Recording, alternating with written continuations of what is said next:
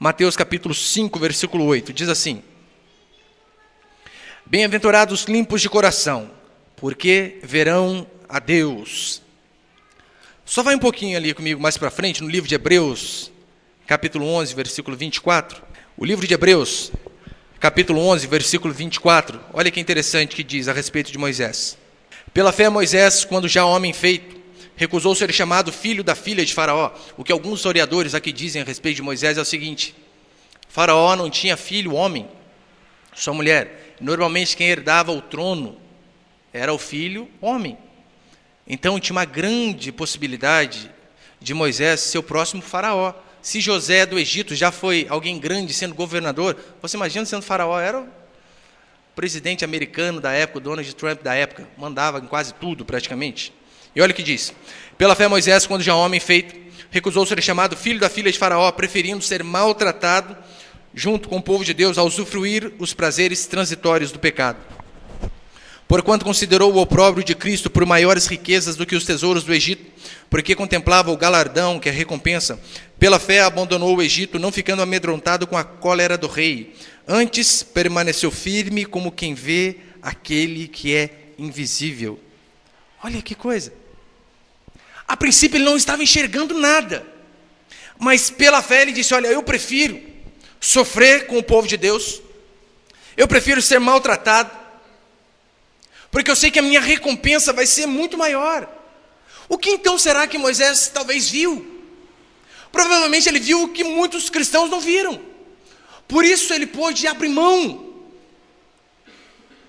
de grandes sonhos, de grandes realizações, de grandes projeções, porque ele sabia, tem algo muito maior e muito melhor do que todas essas coisas. O objetivo do cristianismo está definido aqui nessa bem-aventurança de Mateus 5,8. Ver a Deus. Esse é o nosso grande objetivo. Esse é o nosso alvo. Ver e conhecer o nosso Deus, o nosso Senhor Jesus Cristo. O interessante é eu e você também percebemos por que, já que esse é o grande objetivo, ver a Deus, conhecer a Deus, por que essa bem-aventurança não vem em primeiro lugar? Teve várias bem-aventuranças antes dela, mas nada na Bíblia é por acaso. E se ela não vem em primeiro, você pode ter certeza, é porque existe um caminho para que eu e você possamos seguir, para que de fato possamos ver a Deus. Aqui, como ele diz nas bem-aventuranças anteriores, bem-aventurados humildes, ou os pobres de espírito. E pobre de espírito não tem a ver com aquela pessoa que anda corcunda, curvada, não. Mas pessoas humildes por dentro. Bem-aventurado humilde, bem-aventurados que choram. Não o choro natural, mas o choro da sua própria miséria espiritual, de ver que é falho, que é pecador. Bem-aventurado o manso, bem-aventurado que tem fome e sede de justiça. Não apenas a justiça dos homens, mas sim para que ele seja revestido da justiça divina. Depois ele diz: bem-aventurados misericordiosos, aquele que tem misericórdia do próximo, porque só consegue ter misericórdia do próximo aquele que entende que primeiro Deus o revestiu de sua misericórdia. Só aquele que foi alcançado pela misericórdia divina consegue ter misericórdia do seu próximo, do seu semelhante. E só depois então Jesus vem e diz: bem-aventurados limpos de coração, porque é um caminho para se ver a Deus. É óbvio, nenhuma dessas bem-aventuranças, mas nenhuma mesmo, é de cunho natural. Algo que eu e você conseguimos fazer com a força do nosso próprio braço. Conseguimos fazer com a nossa própria inteligência. É só eu e você olharmos para essa bem-aventurança. Bem-aventurados limpos de coração. Meu irmão, quem aqui pode dizer que consegue ser limpo de coração na sua própria força? A única coisa que resta a mim e a você é nos aproximarmos dessas bem-aventuranças com total inadequação pessoal, dizendo: Senhor, não dá para mim. O Senhor está pedindo coisa demais, isso eu não dou conta. A grande diferença da antiga aliança para a nova aliança é basicamente essa. Deus vai lá e dá a lei para o povo no Sinai. Moisés vem e reproduz a lei para o povo. E olha o que o povo diz: assim o Senhor mandou, assim faremos. Tadinho deles, não conseguiram fazer nada. Não conseguiram cumprir nenhuma. A diferença para a nova aliança é a seguinte: Deus dá os mandamentos que vai muito além de Êxodo capítulo 20, muito além desses mandamentos externos. E aquele que olha para os mandamentos de Deus vê: Senhor, eu não dou conta. O Senhor está pedindo para mim é demais. Ame seu inimigo. Às vezes eu não consigo amar a esposa que dorme junto comigo. Às vezes eu não consigo amar o vizinho que põe som alto 10h30 da noite. E o Senhor vem e diz para amar o inimigo. Não damos conta. Bem-aventurados, limpos de coração também corresponde a bem-aventurados que choram, porque apenas aqueles que olham para dentro de si e choram por conta da tua miséria espiritual, que vê que não consegue fazer, esse aí tem uma grande chance de Deus ir purificando a ele a cada dia.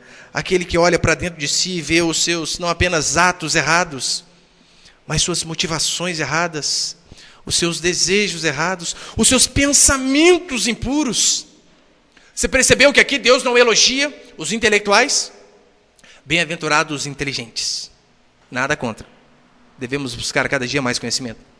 Bem-aventurados os teólogos. Aqueles que sabem tudo de Deus. Não, mas Deus aqui ele elogia os limpos de coração. Porque o coração está no centro do cristianismo também. O coração é de suma importância para nós termos um relacionamento saudável para com Deus. Lembra quando Samuel foi escolher um dos filhos de Jessé para ser rei? Ele chega diante dos irmãos de Davi, só brutamonte. O Robson acho que era o menorzinho deles. Só homem grande, varão de guerra mesmo. Treinados, preparados para a batalha.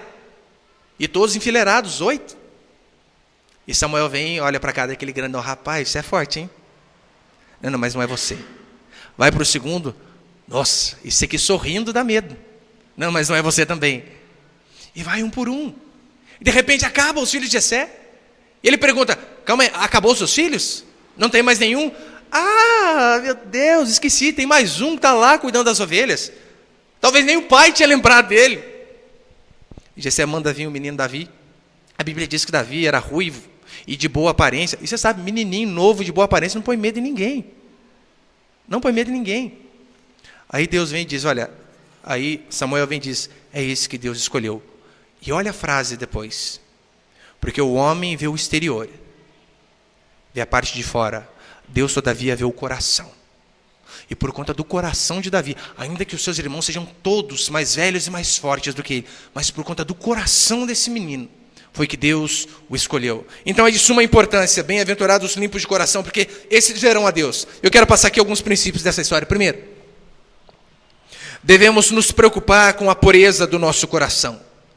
Porque ser limpo de coração e ser puro de coração são sinônimos. E eu pergunto para você, qual que é o estado do seu coração atualmente? Como que está o seu coração? A nossa grande preocupação nessa vida deve ser de como está o nosso coração. Ele de fato está limpo, como a Bíblia diz que tem que estar?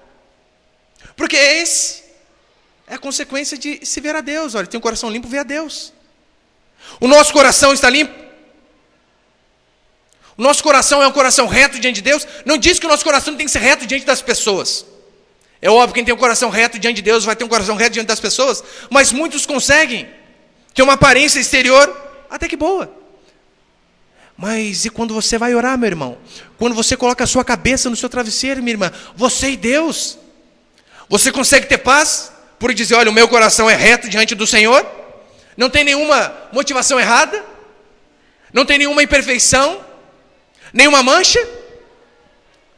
Se eu conheço um pouquinho você, um pouquinho a mim, um pouquinho a Bíblia, todos temos. Não tem para onde fugir. Bem-aventurados limpos de coração, por conta dessa bem-aventurança, alguns da Idade Média foram para extremos. Foi aí da onde surgiram os monastérios. Os monges pegavam, olha, não tem como ser puro de coração no meio de um povo corrupto, no meio de sensualidade, no meio de impureza. O que nós precisamos fazer então? Vamos nos retirar, vamos para os montes. E lá então, tem uma grande probabilidade do nosso coração não ser contaminado. Mas não, as coisas não funcionam assim. Você pode, meu irmão, se retirar para onde você quiser. O problema está no seu coração, então se você não cuida dele, você pode estar num monte sozinho. Ou você pode estar dentro de uma favela. O que importa é o seu coração diante do Senhor. Ser limpo não é apenas aquelas pessoas que são moralmente corretas, porque eu conheço muitas, você também. Pessoas que diante da sociedade não têm o que se falar. Bons pais, bons maridos, homens e mulheres trabalham de forma correta, mas muitos são apenas de forma exterior. Olha o exemplo que Jesus dá. Ele diz, fariseus, meu irmão, se tem alguém que externamente era impecável, eram os fariseus. Lembra quando Paulo era fariseu também? Olha o que Paulo disse. Quanto à lei, ele era perfeito, impecável. E os fariseus também se diziam: olha, nós fazemos tudo que Deus manda. Qual que é o mandamento de Deus? Temos que ser fiel no dízimo. Diz a Bíblia que os fariseus, eles davam o dízimo até da hortelã, até da salsinha que ele plantava no caixotinho lá da casa dele. Ele arrancava a salsinha, em vez de colocar na comida primeiro, partia em 10, arrancava um pedacinho e levava para o templo. Exteriormente eram impecáveis. Estavam sempre nas sinagogas, nos cultos. Estavam com a Bíblia correta, com o Deus correto. Mas olha que interessante. Jesus vem e diz para eles assim: olha, vocês são sepulcros caiados. Resumindo, caixão fedido. Jesus está dizendo para eles o seguinte: olha, vocês externamente até que são bons, sim. Mas vocês são como se fosse um caixão. Por fora até que é legalzinho, bem envernizado, umas molduras douradas. Mas por dentro é uma podridão tremenda dentro de vocês. E para mim não importa apenas o exterior, mas também o que vai dentro, isso é principal. Vai muito além do exterior. E Jesus vem e diz assim para mim e para você, depois no versículo 20. Se a vossa justiça não exceder, se a minha e a sua justiça não exceder, e muito a dos escribas e fariseus, não entraremos no reino dos céus. Olha essa é a justa que Deus nos coloca. Aqueles homens, de forma exterior, eram impecáveis. E Deus vem e diz: olha, que a nossa justiça, a minha e a sua, tem que exceder em muito a deles. Do contrário, não veremos a Deus, não herdaremos o reino. É porque Jesus ali estava falando o seguinte: olha, vocês são impecáveis, vocês são bons, mas apenas de forma externa. Vocês precisam também se purificar por dentro. Porque, convenhamos, as aparências exteriores enganam. Eu posso enganar vocês através da pregação. Eu venho aqui, faço um papel de bom moço, de bom pai, de bom marido, de bom pastor. Só que eu posso estar enganando todo mundo. Quem disse que não? Pastor, você é um ótimo ator, então. Mas eu posso. Vocês podem estar me enganando. Eu estou aqui pregando, verdade, essa palavra para mim. Mas sai daqui, você não quer saber de nada. Eu posso enganar vocês, vocês podem me enganar. Mas quem de nós pode enganar a Deus? Quem de nós pode enganar o Senhor? Ninguém.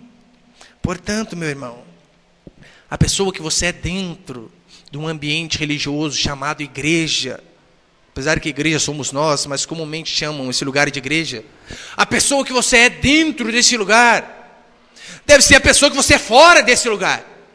Porque não tem como você ter uma vida dupla: estou na igreja, eu sou crente.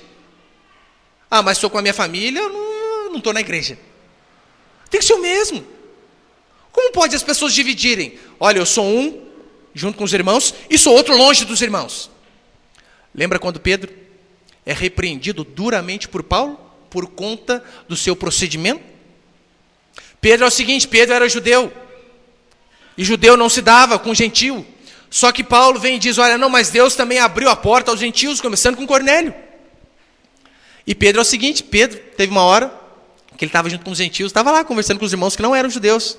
E conversa vai, conversa vem, Jesus para lá, Jesus para cá.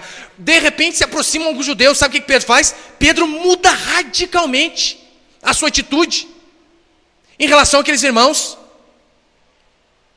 Aí Paulo vem e o repreende duramente. Resiste a ele face a face, dizendo: que história que é essa, Pedro? Você está com os gentios, você é uma pessoa. Daí quando chega os judeus, você muda? Não, você deve ser o mesmo. Não interessa onde você esteja. E a mesma coisa comigo e com você. Que história que é essa de sermos um na igreja? Um com o povo de Deus e outro sem o povo de Deus. Eu talvez aqui só eu acho que trabalho na igreja. Todos vocês trabalham de forma secular. Os discípulos também, muitos trabalhavam de forma secular. Mas eles não eram dois. Um junto com o povo de Deus e o outro no trabalho. Devemos ser o mesmo, sempre. Portanto, não venda um padrão de honestidade e piedade apenas aos domingos. Aos domingos põe a roupinha de ver Deus, né? Que as pessoas costumam dizer. Ao domingo você põe a roupinha de ver Deus. Você fala o evangeliquez. Mas durante a semana não busca Deus. E saem da sua boca palavras torpes, palavras chulas, de baixo calão.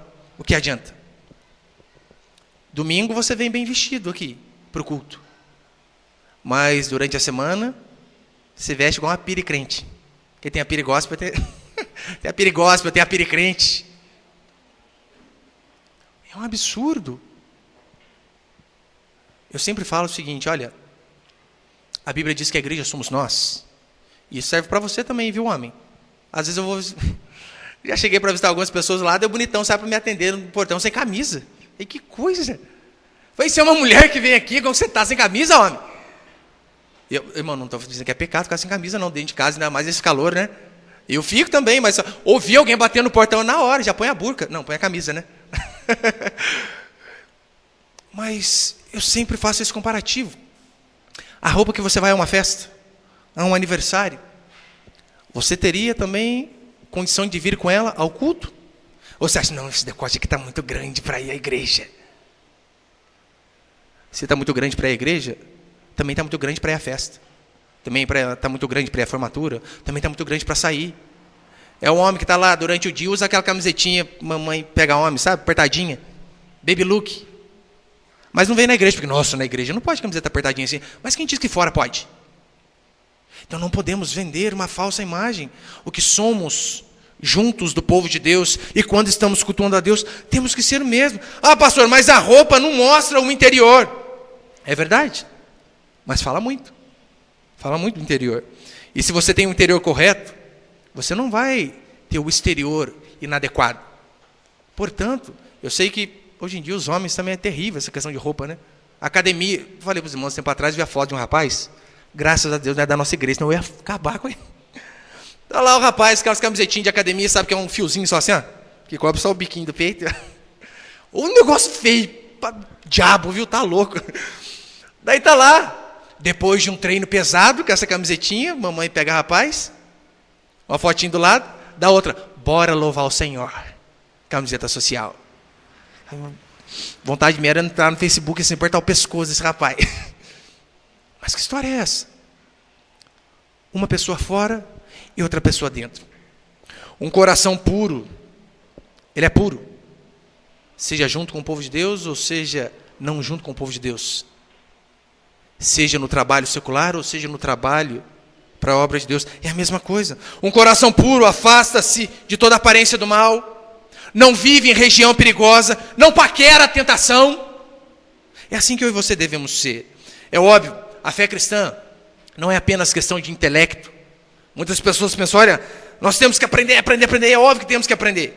Mas a fé cristã não é apenas uma questão de doutrina e intelecto, mas principalmente uma questão de coração. Porque convenhamos que adianta.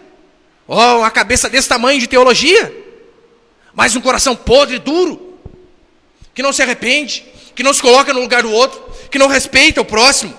É óbvio, a doutrina verdadeira vai levar a uma fé verdadeira, mas não podemos também nos ater a mero intelectualismo.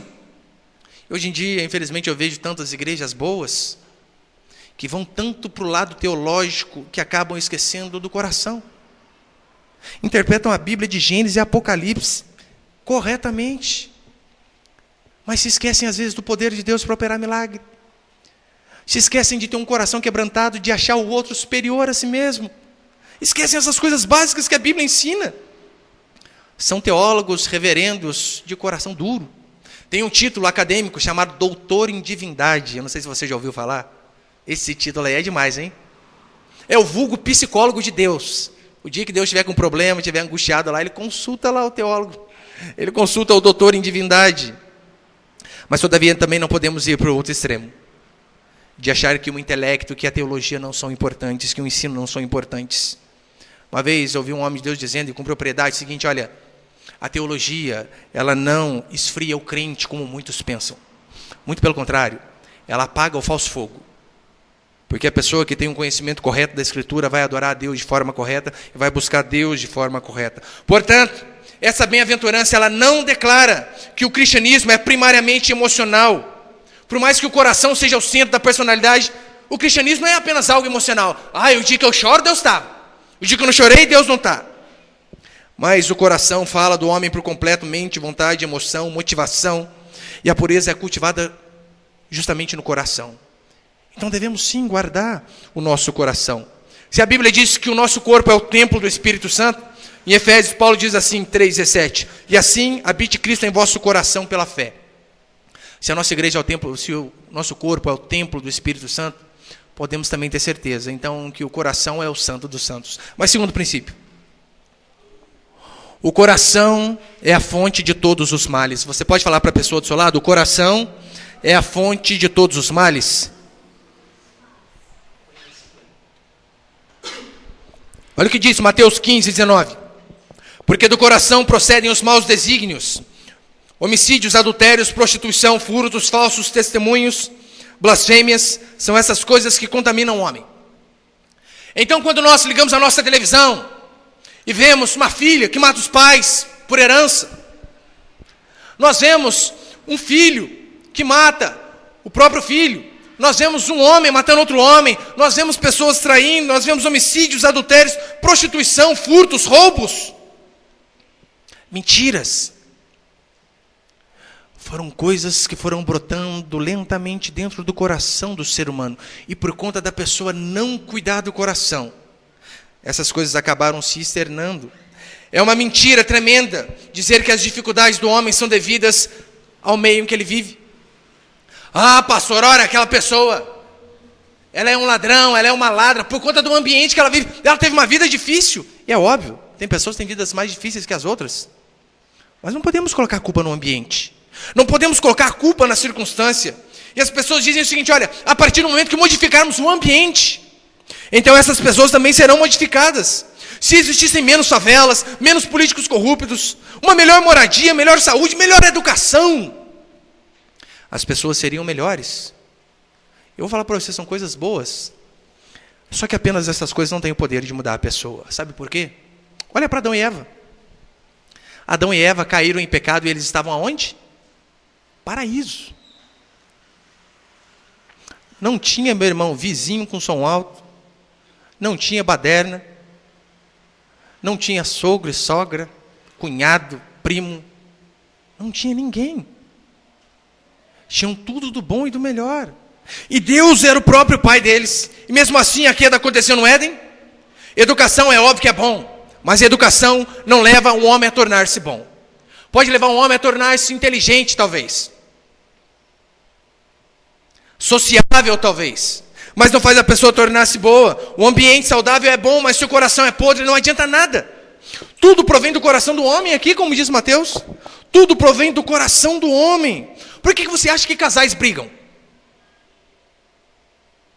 Ego, orgulho, arrogância, coração. É o marido que olha para a Escritura e vê que Deus o constituiu o cabeça da casa.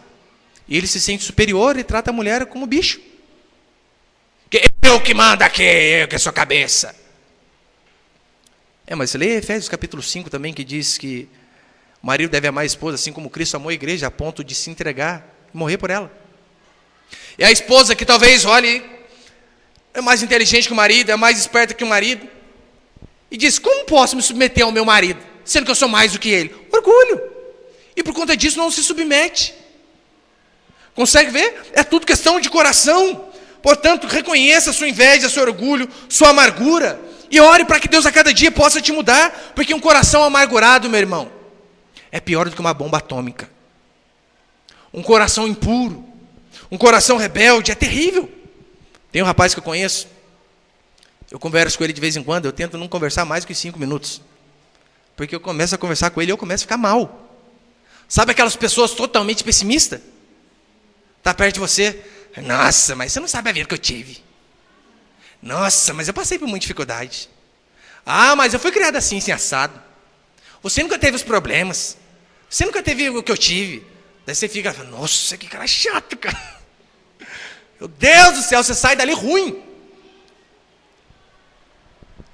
São pessoas que são assim.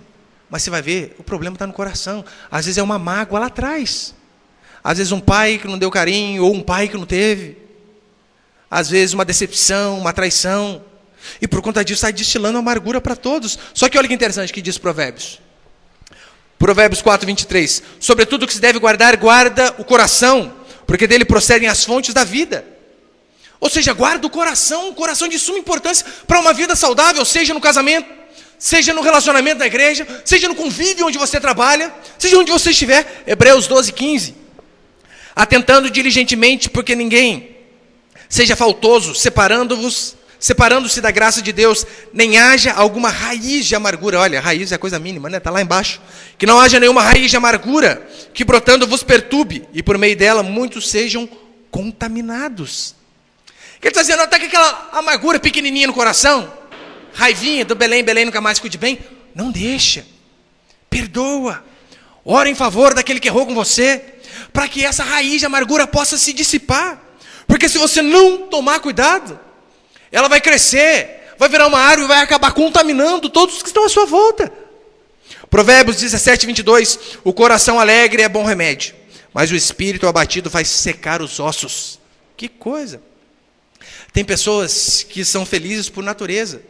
Tem pessoas que são assim, então você gosta de ficar perto da pessoa porque você só dá risada. Você chega, é até gostoso. Você está mal, eu preciso conversar com fulano, porque o fulano me põe para cima. Paulo disse que tinha um rapaz que era o seu lenitivo, que era o seu calmante. O apóstolo Paulo dizendo isso. Olha, quando eu estou nervoso, eu gosto de conversar com o irmão, porque o irmão me traz a calma. Paulo acho que tinha colocado o apelido daquele irmão de Maracujina. Ele é o meu Maracujina. Fico calminho perto dele. Tem pessoas que são assim. Todavia, o espírito abatido faz secar os ossos. Daí vai para esse outro extremo. Tem aquelas pessoas, já viu que nada está bom? Eu detesto pessoa que fica reclamando.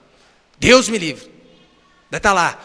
Chega para conversar com a gente, primeira coisa. Nossa, que calor que está fazendo, hein? Daí chove. Nossa, que chuvarada. Faz frio. Nossa, que frio é esse? Mas tudo está ruim. Faz o seguinte, fala com Deus. Fala, Deus, sai do trono e deixa eu cuidar. Dá o termostato do mundo na minha mão, que eu sei quando está quente, quando está frio. Eu sei o melhor, mas tudo reclama. Tem uma pesquisa da NASA que diz o seguinte: reclamar do calor não faz ficar mais frio. Brincadeira, não tem nada. Mas você sabia? Não adianta. Você está lá, que calor, que calor. Está calor hoje, eu sei. Adianta reclamar? Eu estou aqui, minha esposa está na praia. Vou chorar? Eu estou aqui, suando. Fazer o quê? Eu aprendi uma coisa nos meus 10 anos de militarismo. A primeira lei do guerreiro de selva diz assim: aprender a suportar o desconforto e a fadiga sem se queixar. Aprenda, meu irmão, suporte. Reclamar não adianta. E além do mais, quando você reclama, você está reclamando de Deus. Fica ruim. Talvez você já ouviu aquela frase também: fulano tem um coração bom. Mãe, principalmente, adora falar isso do filho. Ai, aquele menino tem um coração tão bom, pastor. Eu ouço isso aí, mas, meu Deus do céu, dá até um arrepio na coluna. Não conhece o coração do filho, muito menos o dela. Porque, segundo a Bíblia, Jeremias 17:9 diz assim: enganoso é o coração do homem, mais do que todas as coisas, desesperadamente corrupto. Quem o conhecerá? Esse é o coração do ser humano. Portanto, o homem, ele é uma completa antítese, ele é o oposto dessa bem-aventurança. Bem-aventurados limpos de coração, porque nada mais pode nos distanciar dessa bem-aventurança do que o nosso coração. Mas graças a Deus tem jeito para a gente. Terceiro princípio: como ser limpo de coração. Como nós lemos aqui, bem-aventurados limpos de coração, porque verão a Deus. A condição para se ver a Deus é ter um coração puro, é ter um coração limpo. E limpo é estar purificado, destituído de contaminação.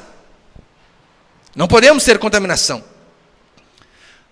E aqueles que não têm o coração puro, tem algumas sérias consequências também a vida deles. Olha o que diz Apocalipse 21, 27. Nunca jamais penetrará alguma coisa contaminada, falando a respeito da Nova Jerusalém. Não pode ter nada contaminado lá. Apocalipse 22, 25. Bem-aventurada, a palavrinha é a mesma, que maravilha, hein? Bem-aventurado, feliz aqueles que lavam as suas vestiduras no sangue do Cordeiro, para que lhes assista o direito à árvore da vida e entrem na cidade pelas portas, fora da cidade, fora do céu. Olha que eles ficam os cães, não os cães cachorros, né? Óbvio que não. As pessoas são piores que cães. Fora ficam os cães, os feiticeiros, os impuros, os assassinos, os idólatras e todo aquele que ama e pratica mentira. Você consegue ver que Deus coloca impuro no meio de cão, feiticeiro, assassino, idólatra e mentiroso?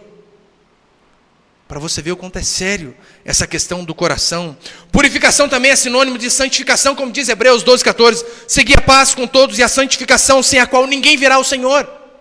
Sem santificação, sem pureza, ninguém verá o Senhor. Portanto, eu e você não podemos reduzir essa bem-aventurança apenas a coisas exteriores, a decência e a imoralidade. Mas vai muito além. E o que eu e você fazemos? Qual é o caminho que nós temos que seguir? Talvez você pode dizer para mim, pastor, eu sou um crente fiel, eu não falto ao culto, toda vez eu estou aqui, o Senhor me vê, homem de Deus. E às vezes vem de manhã, vem à noite. Sou fiel aos mandamentos do Senhor. Mas lembrando, os mandamentos do Senhor não são para cumprir apenas de forma externa, ainda que o cumpramos. Mas aquela ilustração que eu sempre dou, se nesse PowerPoint aqui eu pudesse colocar, meu irmão e minha irmã, os pensamentos que perambularam a sua mente na última semana. Não vou nem falar a sua vida inteira não, para não judiar de você e de mim, né? Mas se eu pudesse colocar nesse telão aqui, os pensamentos que perambularam a sua mente na última semana. Você acha que o seu marido ficaria feliz? Sua esposa? Seu irmão? Seus amigos? Eu tenho certeza que talvez o melhor dos nossos amigos sentiriam nojo de nós. É o que diz a palavra do Senhor. Pastor, o que nós podemos fazer então? Porque esses são os mandamentos de Deus. O mandamento de Deus não é apenas o seguinte, olha, não adulterarás. Você, pastor, aleluia, estou livre disso. Daí você lembra Jesus quando ele vem explicar o que significa esses mandamentos? E Jesus começa a explicar. Ouviste o que foi dito? Ele está ali interpretando a lei. Ouviste o que foi dito? Não adulterarás. Eu, porém, vos digo. Ele não está dando um novo mandamento, mas ele está interpretando de forma correta. E olha o que ele diz. Ouviste o que foi dito? Não adulterarás. Eu, porém, vos digo. A interpretação correta é essa. Aquele que olhar para uma mulher, para um homem, com intenção impura, já cometeu adultério no seu coração. Então, o adultério não é apenas o fato consumado, mas se aquilo entrou no coração, é aquela olhadinha que você dá. E você se esquece que Davi caiu por conta de uma olhadinha. Ouviste o que foi dito, não matarás. Aí Jesus explica, eu porém vos digo, aquele que chamar o seu irmão de tolo, é réu do inferno. Aquele que desejar o próximo, o mal para o próximo, é réu do inferno. Meu irmão, quantos aqui podem dizer, pastor, pode continuar que estou tranquilo. Esse é o mandamento de Deus. Portanto, o que eu e você podemos fazer? Apenas pedir para que Deus tenha misericórdia de nós, porque é apenas Ele que tem o poder de purificar a minha e a sua vida. Eu e você não conseguimos. Meu irmão, você pode tomar banho lá no Rio Jordão. Pode fazer o que você quiser. Sal grosso, arruda. Em vez de você ter uma rosa ungida na sua casa, você pode plantar uma roseira ungida. Não adianta. Mas olha o que diz João, 1 João 1,7. Se porém andarmos na luz, como Ele está na luz, mantemos comunhão uns com os outros. E o sangue de Jesus, seu Filho, nos purifica de todo pecado. É apenas Jesus que pode purificar a mim e a você. E essa limpeza só começa quando eu e você percebemos a nossa sujeira. Para que eu e você podemos ser purificados e ter o coração limpo, a primeira coisa é eu e você percebemos que o nosso coração é sujo. E como que nós percebemos? Quando nós vamos para a Escritura. Quando nós aprendemos que, de fato, tudo aquilo que passa na nossa mente é tão pecado quanto aquelas pessoas que cometem o ato em si. É óbvio que as consequências são diferentes, mas para Deus tudo é pecado. E diante dessas circunstâncias, quem pode dizer que está limpo diante de Jesus? Apenas aqueles que choram pela sua pecaminosidade é que, de fato, têm a possibilidade de serem limpos. Pois a única maneira de um coração limpo, de um coração corrupto se tornar limpo, é primeiro você perceber, Senhor, eu preciso do Senhor. O meu coração tem sido assim como descreve Jeremias, desesperadamente corrupto. Eu e você tomarmos consciência da negridão e da impureza que há dentro de nós. Por isso que quando nós vemos pessoas cometendo atrocidades, eu pelo menos depois de 10 anos de crente, eu vejo, fulano matou, ciclano, crime qualificado, esquartejou e fez isso e aquilo, coisas terríveis. Eu só falo, Deus tem misericórdia dele, eu nunca fiz isso, mas tanto de vontade que eu já tive. Tantas vezes que eu falei, Senhor, o que pode? Para Deus é a mesma coisa. E a gente aprende a conhecer o nosso coração e aprende a ser mais humilde. Salmo 51, verso 9 e 10. Esconde o rosto dos meus pecados e apaga todas as minhas iniquidades. Cria em mim, ó Deus, um coração puro e renova dentro de mim um espírito inabalável. Olha o que o salmista diz. Senhor, cria em mim um coração puro, porque eu sozinho não posso. Eu sozinho não dou conta. Salmo 139, verso 23 e 24. Sonda-me, ó Deus, e conhece o meu coração, prova e conhece os meus pensamentos. Você não tem medo? Deus conhece os seus pensamentos. E a Bíblia diz que nós seremos julgados por toda a palavra torpe que nós proferimos, toda a palavra impensada. Ele diz que Deus julgará os segredos dos homens. Aquele segredo, sabe, que você não falou para ninguém, que só você sabe. Eu tenho uma notícia para você, tem mais alguém que sabe.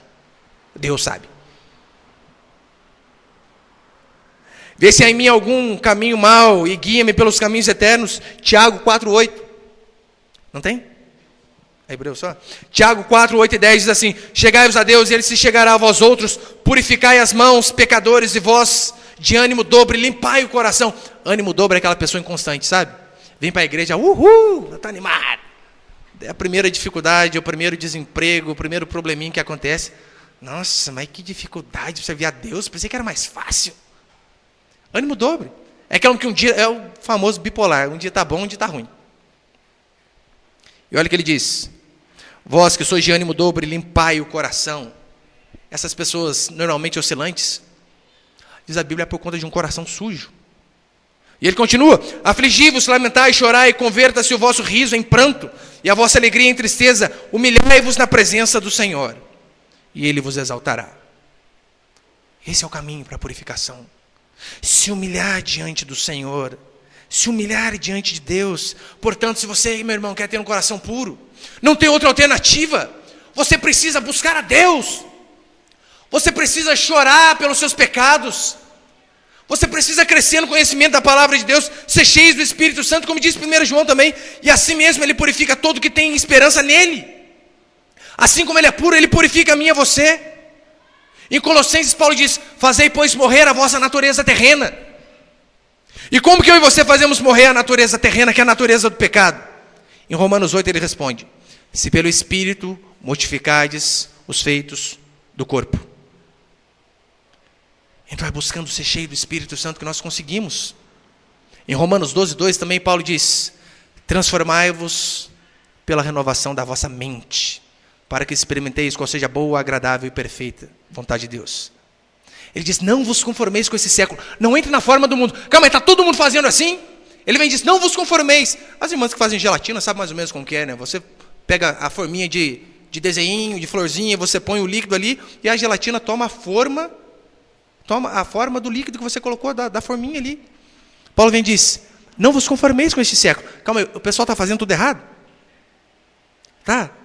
Para o pessoal é normal, fica com um, com outro, com outro, com outro. O pessoal é normal vestir essas roupas indecentes. O pessoal é normal falar palavrão. O pessoal é normal buscar Deus só quando precisa. Ele vem e diz: não vos conformeis com este século. Não entre na forma, mas transformai-vos. De que forma? Pela renovação da vossa mente. Que também fala do coração. Muda o coração. E para encerrar, as recompensas para aqueles que têm um coração puro. Quarto princípio. Tem aí? Você acha que tem, né? Porque toda bem-aventurança também tem uma recompensa. Aqui também diz: bem-aventurados limpos de coração, porque verão a Deus. Aí vem a pergunta: pastor, como assim veremos a Deus? É algo objetivo ou é algo espiritual? Eu vou ver de fato assim Ele, face a face? A Bíblia às vezes ela pende para os dois argumentos. Você vê ora aparecendo de um lado, ora aparecendo de outro. A Bíblia diz que Deus falou: Moisés, eu vou te deixar você ver a mim. Então vai para a fenda da rocha. Depois que eu passar, você vai me ver pelas costas. Porque quem visse Deus face a face morria. Então, se a gente for tomar por base essa passagem do Antigo Testamento a respeito de Moisés, não vamos poder ver a Deus face a face, na sua forma. Só que João 5:37 diz assim: o Pai que me enviou, esse mesmo é que tem dado testemunho de mim. Jamais tendes ouvido a sua voz, nem visto a sua forma. Então, pastor, então não vamos ver Deus na sua forma, como Ele é. Mas tem Isaías. Isaías diz: ai de mim, que sou um homem de impuros lábios, e os meus olhos viram a Deus. Mas em que situação que ele viu? Mas é óbvio, essa promessa é cumprida em partes na existência terrena. Muitos aqui eu tenho certeza, que vêm a Deus, não como os ímpios vêm. Os ímpios não vêm a Deus. Quando tem uma tragédia e morre alguém da família deles, eles não perguntam, cadê Deus? Eles não enxergam Deus. Vê o acidente com o avião da Chapecoense e dizem, cadê Deus?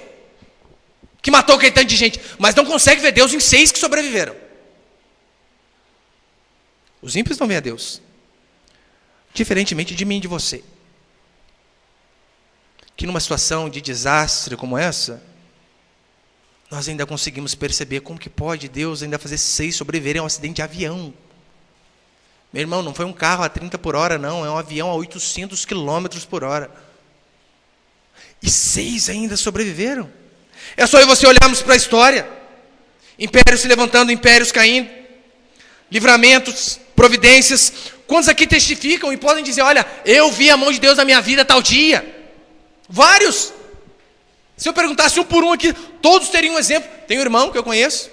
Ele disse que uma vez ele estava, não sei que lugar, meio escuro, meio sombrio lá.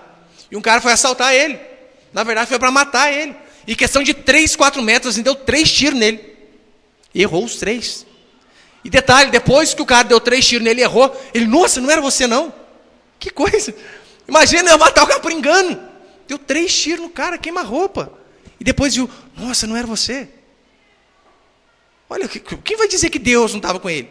E esse mesmo irmão, eu falo para ele, parecia gato, né? Tem 7 vidas ele. Uma vez ele estava andando de moto, atrás de um carro, e uma linha de pipa, ele não viu, a moto dele estava sem aquela anteninha aí, pescoço dele, ficou a 2 milímetros aqui da artéria. Ele caiu no chão com o pescoço todo ensanguentado, e o carro que estava à frente dele parou para ajudar. Por coincidência, sabe quem era que estava no carro? O diretor da Unimed. Se você não acreditar na providência de Deus, meu irmão, quem que vai acreditar, hein? Já fez os procedimentos ali, colocou dentro do carro, levou para o hospital e resolveu. Mas a recíproca também é verdadeira. Assim como aqueles que têm um coração puro verão a Deus, aqueles que não têm coração puro serão banidos da face do Senhor, como diz a Bíblia em Apocalipse. Devemos sempre analisar os 2 lados. E também há uma mensagem terrível atrás dessa bem-aventurança. Aqueles que não têm um coração puro não verão o Senhor, porque sem santificação não se vê a Deus. E aqueles que se recusam, de fato, a serem lavados pelo sangue do Cordeiro, Apocalipse diz que serão banidos da face do Senhor. Enviados a um lugar onde há trevas, choro e ranger de dente. Porém, todavia, a recompensa para mim e para você é de preço inestimável. A recompensa para aqueles que, de fato, se arrependem dos seus pecados, purificam o seu coração diante do Senhor, através da busca cada dia mais. A recompensa que nós teremos no porvir não se compara a nenhum dos prazeres, os maiores prazeres que eu e você podemos enfrentar e podemos ter aqui nesse mundo. Nada se compara. Olha o que diz Paulo em 1 Coríntios 13:10. Quando, porém, vier o que é perfeito, então o que é em parte será aniquilado. Porque agora vemos como por espelho obscuramente, então veremos face a face. Essa é a recompensa. Agora conheço em parte, então o conhecerei também como sou conhecido. A Bíblia diz que Deus conhece a mim e a você por completo. Todos os nossos defeitos, todo o nosso interior, aquela marquinha de nascença que você tem lá na pontinha do dedinho. Deus conhece. Os fios de cabelo da nossa cabeça, todos estão contabilizados na contabilidade divina. Deus nos conhece por fora e por dentro. E diz a Bíblia que assim como Ele nos conhece, aqueles que purificam o coração diante do Senhor, também o conhecerão da mesma forma. Haveremos de vê-lo como Ele é. Vamos poder dizer, como Jó diz em Jó 19:25, porque eu sei que o meu Redentor vive e por fim levantará sobre a terra, vê-lo-ei por mim mesmo, os meus olhos verão, não outros. Os nossos olhos de fato um dia verão a Deus, e essa deve ser a minha e a sua esperança. Para encerrar, eu lembro de Martin Lloyd Jones no final da sua vida, doente. Ele era médico, assistente do médico da rainha da Inglaterra, e abandonou a sua carreira de medicina para pregar o evangelho. Inclusive essa pregação aqui é 95% dele, não é minha não. E olha que interessante que ele diz: não orem pela minha cura, não me detenham da glória de Deus. Consegue ver a diferença? Dos homens que de fato têm fé no Deus que purifica o coração, que eles um dia verão seu Salvador? Não orem pela minha cura, não me detenham da glória. Moody também diz assim antes de morrer: afasta-se a terra, aproxima-se o céu, estou entrando na glória. Essa é a certeza que os homens de Deus têm. David Brainerd converteu aos 22 anos e morreu aos 29, fazendo missões aos índios, levando a palavra de Deus aos povos que normalmente ninguém queria levar. 29 anos, nem aproveitou nada da vida ainda. E olha que interessante, relataram no final da vida dele. Minguando a sua força física e aumentando a sua percepção espiritual, falava com mais e mais dificuldade. E olha o que ele diz: fui feito para a eternidade, como anelo estar com o meu Deus e prostrar-me perante Ele, que o Redentor pudesse ver o fruto do trabalho da sua alma e ficar satisfeito. Ó, vem Senhor Jesus, vem depressa. E amém, dormiu no Senhor. Ele tinha tanta certeza que as suas forças físicas minguando, mesmo assim ele falava com convicção: fui feito para a eternidade. Esses olhos que sim contemplaram coisas boas aqui na terra, mas também muitas desgraças e coisas horríveis, vão se fechar aqui para esse mundo, todavia vão se abrir diante de Deus, e eu verei o Deus Todo-Poderoso, e eu vou estar diante do Rei dos Reis e do Senhor dos Senhores. E essa esperança que eu e você também temos que ter, ainda que os nossos olhos fechem aqui nesse mundo. Como eu falei para os irmãos, conversava com uma irmã da nossa igreja que é deficiente visual desde os 7 anos, e ela já de idade angustiada, por conta de não poder ver o que eu e você vemos. Eu disse para ela, falei: irmã, você pode não estar vendo as coisas aqui, mas um dia os seus olhos vão se abrir diante do Rei da Glória. E o fato de você ver a Deus, você não vai lembrar nem por um segundo todas as frustrações que você passou nesse mundo, todas as suas angústias, os seus medos, as suas decepções, não serão nada comparado com a alegria de ver o nosso Deus e soberano Jesus Cristo de Nazaré. Bem-aventurados limpos de coração, porque esses sim verão a Deus. Amém, meus irmãos? Você pode ficar de pé por um instante, por favor?